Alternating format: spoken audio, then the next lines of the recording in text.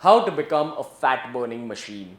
What if I told you that there's a scientifically proven way to improve your metabolism, put on lean muscle very fast, and burn off fat very rapidly compared to other human beings? Today's video is my must-watch video on the science of intermittent fasting. You want to know more? You know what's coming. Let's science the shit out of it.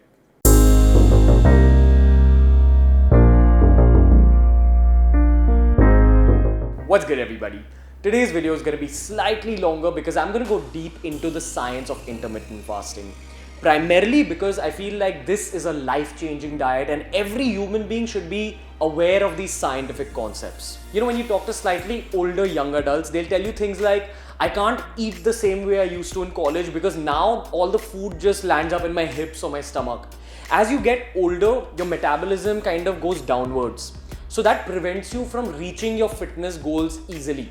When you're younger, it's much easier to be fit. But where does this ease come from? The ease of being fit comes from your own body, your own hormonal system. And that's the key point when we're talking about intermittent fasting. IF affects your hormonal system. IF is a diet that puts a lot of importance on your meal timings. The key in IF is that you want to create a fasting period where there's nothing going inside your body except for water and maybe a little bit of black coffee or green tea without any sugar. So you create that 16-hour fasting period, and then in the other 8 hours of the day, you can eat. What do you eat? Ideally, you have to eat healthy. I'll get to that later because first you've got to understand the science. The first and most important hormone we're talking about is HGH, or the human growth hormone. Now, human growth hormone is very high in young adults or people in their late teens. So guys grow till they're about 21 and girls grow till they're about 18. Till that age, your HGH levels are very high. And that's why in college, you'll see a lot of people eating a lot of junk and getting away with it. So as you grow older, your HGH levels keep dropping. Your job in IF is to increase the levels of HGH inside your body. And how do you increase the levels of HGH? You take up a fasting state. Now here's what happens under normal circumstances for an adult. HGH is secreted in your bloodstream at night while you're sleeping. There's two spurts of HGH. Take a look at this graph. The two bumps you see are those two spurts of HGH. And the meals are represented by those M's. Every time you have a meal, it suppresses the release of HGH inside your body. But now, take a look at this graph. This is a graph that represents an HGH profile of an individual who's taken up the IF diet. As you can see here, there's two major bumps, one of which is significantly larger than even the bump in the previous graph that I showed you guys. Now, why does this happen? This happens primarily because you're fooling your body into thinking that it can potentially go into starvation. Now, starvation is a dangerous situation and is defined as a time period of 4 days without any food at all.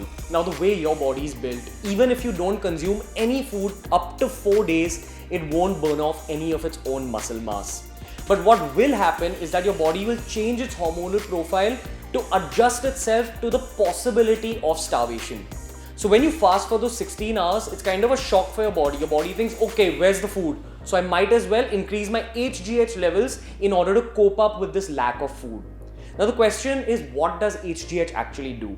So in those young adults, it helps a lot in muscle recovery. It obviously helps in growth of your muscles and your bones. It makes you taller. But in adults who've hit their height potential, people over the age of 21 basically, it helps in your muscle recovery primarily. It helps in repair from your daily activities. And most importantly, it helps in fat mobilization.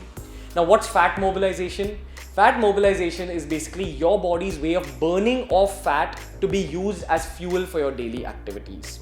If you have a higher level of growth hormone in your body, one, it's much easier to put on muscle mass. And two, it's much easier to burn off fat. Also, two key points to be noted about HGH are: one, HGH acts as a protein sparer.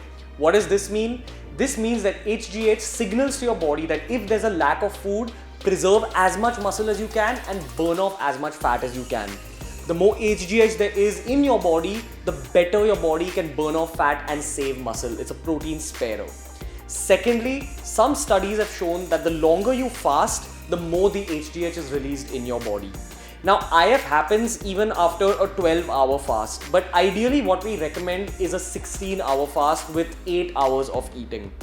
The longer you fast, the more the growth hormone release, and some studies have shown that after a 36-hour fast, some subjects showed a 1250% increase in their HGH levels. That's insanely crazy, and most importantly, it doesn't harm your health. I'll link all the studies down below. Your growth hormone's the most important hormone when we're talking about IF, and I can go on about it all day. But the other hormone that's involved in IF is insulin. Now, IF doesn't change the levels of insulin secreted in your body, but it changes something called your insulin sensitivity. In today's video, I'm going to explain it very fast, but if you want to know more about it, watch the video I made on bulking and cutting. Now, insulin, along with growth hormone, is an anabolic hormone. It helps with increasing your muscle mass, and it also helps in burning your fat. It basically causes these changes in your overall fitness levels. Now, let's explain insulin sensitivity using an example. Person A is more insulin sensitive and person B is less insulin sensitive. So suppose person A wants to put on 10 grams of muscle, he'll need 10 ml of insulin to make that change in his body. But if person B wants to put on 10 grams of muscle, he'll need 20 ml of insulin to make that change in his body. He needs more insulin to create that same amount of change. That's called being less insulin sensitive. Basically, your body works more efficiently if you're more insulin sensitive, if you're more like person A. And obviously, IF makes you more insulin sensitive. Younger people are more insulin sensitive. The older you grow, the lesser your insulin sensitivity gets. But you can improve your insulin sensitivity and make your body a fat burning machine if you take up the IF diet. Both HGH and insulin together help with your nutrient repartitioning. What does this mean? It makes your body more efficient. It makes your body use the food you're eating more to put on muscle mass than to be deposited as fat. It makes your body a little bit superhuman together. But there's a third group of hormones involved in the IF diet. We're talking about adrenaline and noradrenaline, your fight or flight hormones. If a dog attacks you, if a dog's running after you, your body's automatic response is to release a lot of these hormones. What do these hormones do to your body? They make it ready to face a difficult situation where you're forced to fight or run away. How does it do this? Firstly, obviously increasing your metabolism significantly. But secondly, and more interestingly, it makes you very alert. It's kind of like giving your body a shot of caffeine or natural pre-workout. You're always a little bit charged up when the levels of these hormones are slightly higher in your body. And IF, very interestingly, improves the level of these hormones in your body up to a point where you're still healthy, but you're also alert at the same time. It improves how well your body builds muscle mass. It improves how fast your body burns off fat. It improves your nutrient repartitioning, which means how well your body uses food. It improves your body composition, which means how sexy you look in the mirror. Your fat percent becomes lower. It improves your reflexes and how good you feel because of the adrenaline and noradrenaline. And the sixth and final point is that in the long term, IF has been shown to have a lot of health benefits, including even finding use in the treatment of cancer. I'm going to link all those studies down below. But it's also important to talk about the disadvantages of IF. There's two main disadvantages of IF. Firstly, it's a little bit difficult to get used to. It takes people a day or two to get used to this new form of eating. On your first and second day of IF, you might feel very low on energy in those last 2-3 hours of your fast. But from the third and fourth day, you'll feel absolutely normal and your fast is very, very easy to execute. The second disadvantage is that it affects your social life a little bit. Remember, you have to create a 16-hour fasting period. So most people, what they do is they have their last meal at 10 p.m. at night and their first meal at 2 p.m. in the afternoon. So in those 16 hours, you can't eat anything. So say goodbye to all those breakfast dates. Say goodbye to all those late night dates and late night drinking sessions. It will affect your social life a little bit unless you kind of develop a system for yourself. What some people do is that they change the duration for which they fast. So sometimes they'll fast for like 21 hours and eat for 3 hours. Sometimes they'll just fast for 12 hours and eat for the remaining 12 hours, things like that. You have to figure out your own system if you want to protect your social life, but you can absolutely do IF in the long term.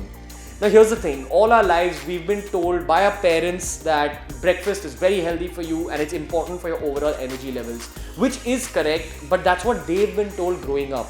They are looking out for our best interests, and that's why parents all our lives have told us not to skip breakfast. But what people don't tell our parents is that fitness science continuously evolves, and we keep learning a little bit more about all these new concepts. So if you take up IF, obviously your parents are going to have an issue with you fasting this long and they'll think it's wrong. But science says that this is a healthy practice. It's all about education. You need to educate yourself and your parents about this practice. But enough of my gyan, let's talk about actually how to go about your IF. What should you eat if you want to burn off fat? Rule number one, if you want to burn off fat, is that you need to stay in a caloric deficit. Your body needs a certain amount of calories to maintain its own body weight. And if you eat food such that your overall calories for the day are still below that maintenance calorie level, that's when you'll burn off fat. So even if you do an IF diet, but you're eating as many calories as your maintenance, or if you're going overboard with your calories, you're not going to burn off your fat. Your body only burns off your fat when there's a lack of food, and create that with that caloric deficit. Now, in a normal diet, you want to create a very small caloric deficit, but in intermittent fasting, you can actually get away with creating a slightly larger caloric deficit without the fear of losing your muscle mass because of all those hormones that I spoke about initially. So what do you eat? Now, this is a standard intermittent fasting diet. In your fast, all you can consume is water, and you should be consuming a lot. Secondly, black coffee without any sugar, black tea without any sugar, green tea without any sugar. But coffee and tea, try avoiding them if you can. They're not the best from a health perspective, in my opinion. Now, eventually I will be releasing a detailed IF meal plan to help you burn off fat. But today, let's just talk about it super quickly. We're talking about protein, fat, and carbs. Protein. Everyone's got their own protein requirements, which are unique to every individual. If you want to calculate your own, I've made a detailed video on how to calculate your own protein requirements.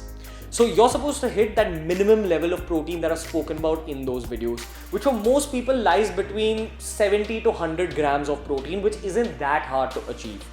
You have 3 meals in your intermittent fasting 8-hour window, so try fitting in protein in each of those meals. Secondly, let's talk about fat. You want to keep your fat not too high, but you don't want to cut it off completely as well. Remember, in those 3 meals, it's difficult to reach near your maintenance calorie levels. And including good fats like egg yolks and nuts are a great way to kind of come closer to that maintenance calorie level. And thirdly, we're talking about carbohydrates. Once again, go for healthier, more filling carbohydrate options. Instead of simple carbs like white rice, white bread, and maida and dirty things like that, go for complex carbohydrates, oats, wheat, brown rice, sweet potato. That's the direction you want to go in. And finally, when we're talking about IF diets, we have to talk about getting your nutrition in. Make sure you eat a lot of veggies, and a good way of going about your diet is breaking your fast with a little bit of fruit. That's a great time for your body to utilize all that fruit sugar. Now, if you're someone who follows a keto diet or a paleo diet or IIFYM, you can absolutely follow those same diets along with IF. It won't make any difference to those diets, and in fact, it'll help you burn off fat much faster. But the only goal is that you stay in a caloric deficit. Remember, in the long term, IF doesn't affect your workouts badly. It helps in your workouts, in fact.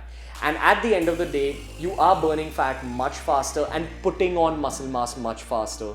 This is a modern day hack which every single human being should embrace. Hey guys, if you liked today's video, make sure you give it a thumbs up. Remember, it's just a single like for you, but for us, each of those likes helps grow our channel.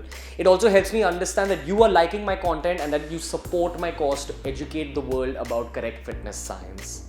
If you want to learn more about weight loss and how to burn fat, make sure you check out the weight loss guidance playlist. And if you're a new viewer of BeerBiceps, make sure you hit that yellow circle and subscribe to the channel. Until next time guys, there's a lot more science coming your way. I will see you next time.